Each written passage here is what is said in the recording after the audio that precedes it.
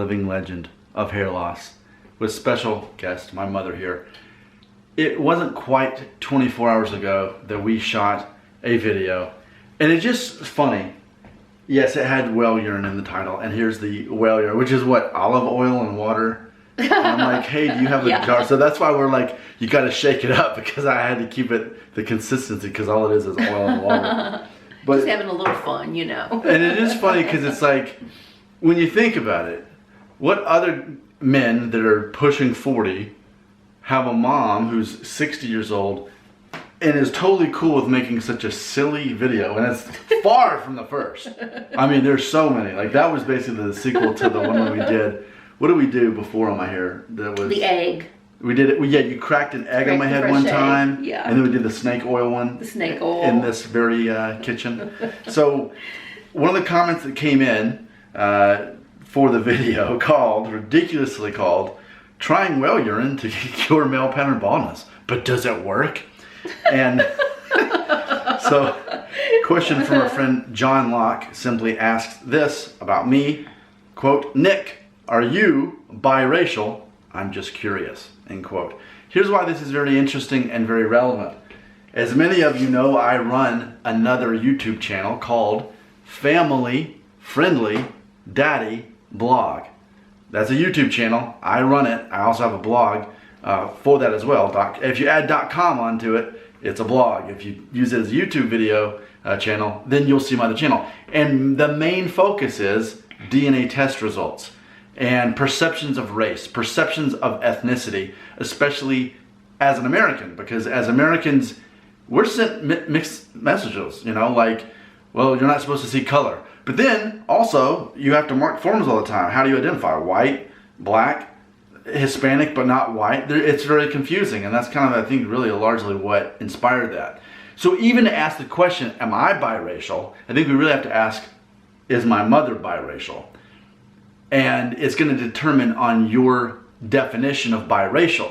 And I made a video on my other channel saying that in the United States, if people say someone's biracial, they typically mean one parent's black and the other's white. They typically don't consider any other races in that. I think by default, if you're asking if I'm biracial, according to my mother being, I'm going to say yes. But I'm going to let you be the judge. What we're going to do, so my mom's taken, where was this through? Was it MyHeritage, the DNA test? MyHeritage, yes. Okay, so if you'll pull that up for me. I'm going to read to you the results. Now, just know that my dad's also taken a DNA test. He took 2 different ones, and basically they confirmed the same thing. He's 3/4 British and 1/4 German French. So that's my dad. So we're talking very like northern, northwestern European, very predictable. Pretty much my mom is nothing of that at all. So they have completely different ethnic backgrounds, but as far as is it a different race, you get to be the judge. So here's the breakdown. So as far as European DNA, my mom is 36.9% European. Of that, 34.3% is Southern Europe, which, break that down, here's where it is. 22% Iberian, which is Spanish Portuguese. 7.8% Greek, and 4.5% Italian. And then when you go into East Europe, it's 2.6% Eastern European, like I guess that could be something like Croatian, something like that. And then when you get to the continent of America, my mom is 32.9% Central American, which is Native American. And because the people who were in the continent of America first, we call them Native Americans. So 1/3 basically of my mother's DNA is that. And then we go to Africa. So here's where, if people want to, depending on your definition of biracial, it's there. So 15.2% North African, but when they specifically broke that down, it says Sephardic Jewish, North African. So specifically what they're saying is Jewish from Northern Africa area. So like Spanish Jewish, but coming from Africa, however we want to define that. So, and then West African, 2.2%. So right there, that's going to be, I guess, African, as we're saying. As we think of biracial, we can't deny that there's African DNA there. And then there's more. So then there's 11.7% West Asian. If you Google that, what you're going to find is the American definition, Middle Eastern. Iraq, Iran, Turkey, Lebanon. That's what we're talking about. And then 1.3% Middle Eastern, specifically Middle Eastern. So what we're seeing here is, in review, my mom is 36.9% European. But that's going to be, when we say European, we're talking about Greek, Italian, and Spanish.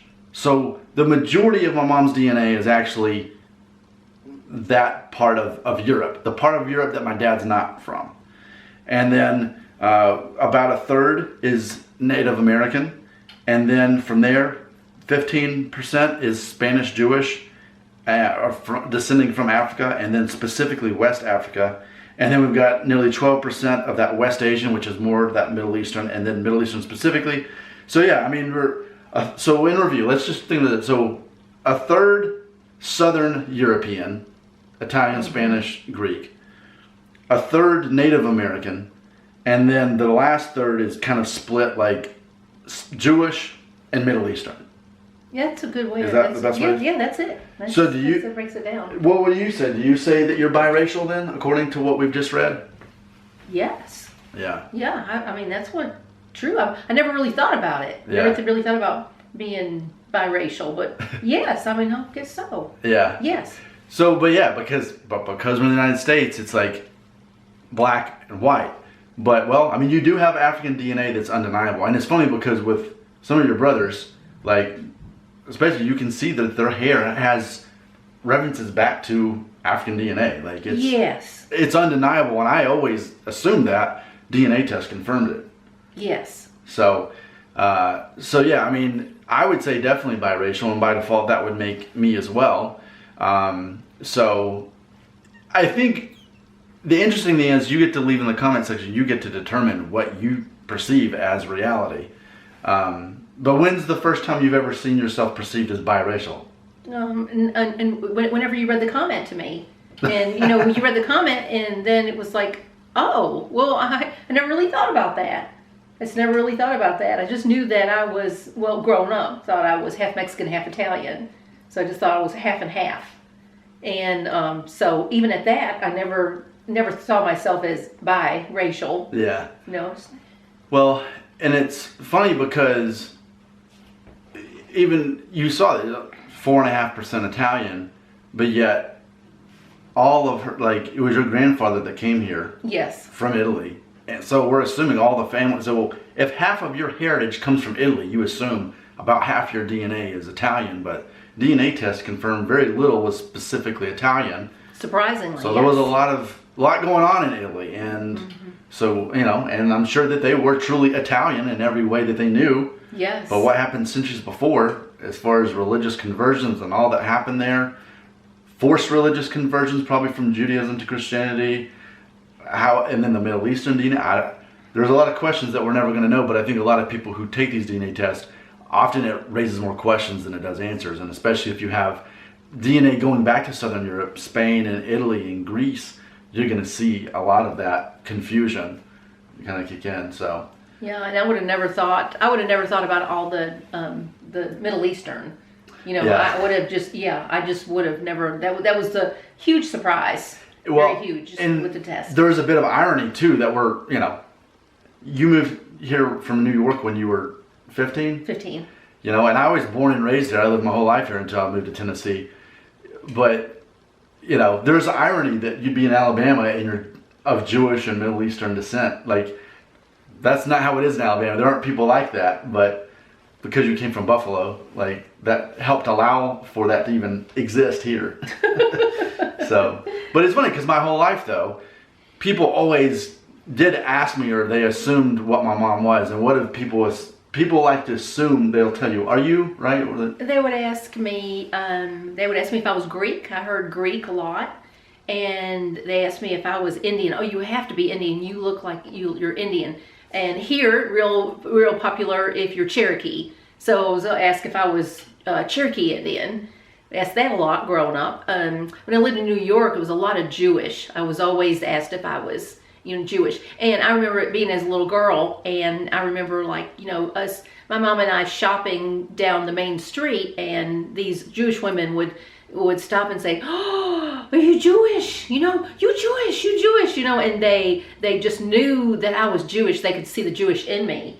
I mean, but that happened many times, and they were like these cute little women in these like black dresses, and had little like bonnets on their hair, and it happened more than one time. I mean, it didn't just happen one time; it happened many times in the '60s and even the '70s. And what's interesting is on my other channel, in the same way, people who see my mom in those other videos, they see whatever their own background is. So Jewish people will immediately say, "Well, you're Jewish because your mother's Jewish," and she looks Jewish. She looks like the names of my family. Then people from Iraq or Lebanon, they'll say the same thing. Middle Eastern, Spanish, they say the same. She looks like the typical woman from Spain, is what people say. Italy, not so much. The Italian people don't claim you much. I mean, and there's so little in there that they see the other stuff before they can see that. That's so funny. It's so funny. I mean. And then of course, because there's so much Native American because of the Mexican side, that I guess Mexican people can kind of sense that yes, too, right? yes, the Mexican people, yes. They've always said, you have to be Mexican. And I said, yeah, half. They say, half, so they were happy. They were happy that I was half. They really thought that I was Mexican, all Mexican. Yeah. No. So in review, based off of memory, we're talking about a third Spanish, and in that Spanish is also Italian, Greek. And then there's about a third Native American, and then there's about half of a third, 15%, Spanish Jewish from Africa, and then there's the rest is basic kind of like a Middle Eastern mix. So that's what and then my dad, like I said, he's just British and German. So there's no overlap in the DNA there at all as far as the backgrounds. So what a combination you have. You have a little bit of all of it. Yeah, so you really do. So it would be interesting though, like I said, I mean, can you see what we're saying here? Can you see it now? Does that make better sense? And would you label either of us biracial, knowing what you know? This is actually a very fascinating topic to me, enough that I run a whole other channel about it, Family Friendly Daddy Blog. But it's really interesting when you start thinking about it. And if it weren't for DNA tests, we wouldn't be able to know this. And this is like a new thing. We're all connected somehow. I mean, I'm connected to many of you out there. Yeah, because so many people are not in the United States that watch my channel. I mean, they're from all the parts of the world that we've been talking about in this video. So it's amazing. Thanks for being a part of it. Thanks for asking that question. I find it's very relevant, and I love to celebrate this information. I think it's really, really cool. So, I love all my family out there. You got comments? They belong right here.